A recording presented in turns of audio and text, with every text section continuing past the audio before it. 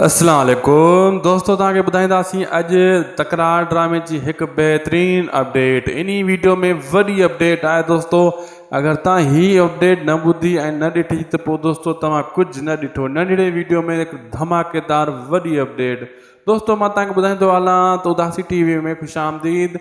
दोस्तों पहिरीं ॻाल्हि त हाणे मीर जेको आहे अचण वारी किस्त में बख़्शल के मतलब हिकिड़ो हू भरोसो वठंदो या भरोसो मतलब उन जो बख़्शल टोड़ींदो, या हू बख़्शल के गद्दार करार ॾींदो, या बख़्शल खां परे रहंदो, या वरी हाणे अचण वारी किस्तनि में मीर बख़्शल खां हिकु न हिकु चांस वठंदो, जी कोशिशि कंदो त इन खे साबित कयां इहो सचो आहे या मूंसां कूड़ो आहे या गद्दार आहे। अहिड़े हिसाब सां दोस्तों अचण वारी किस्त में मीर त पंहिंजी जाइ ते रहियो, लेकिन मीर भावल सां बि फुल तयारी कंदो ठाह जी, ऐं सिजावल ख़ान भी इन शइ में परेशान हूंदो त ही थी छा रहियो आहे।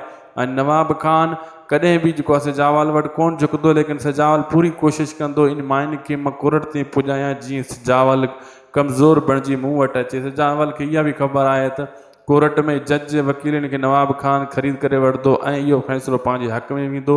इन खे इते ई धमकियूं ममकियूं ॾेई कमज़ोर कयां, मायूं वापसि कयां ऐं पंहिंजूं ॻाल्हियूं मञरायां ऐं मूमर वारनि जो बि शर्त मञरायां ऐं इन नैना खे तलाक ॾियारियां। लेकिन नवाब ख़ान इन ज़िद ते अड़ियल आहे त मां इन खे तलाक छा लाइ ॾियां। दोस्तों वीडियो पुॼाणी ते उदासी टीवी खे सब्सक्राइब ज़रूरु कंदा।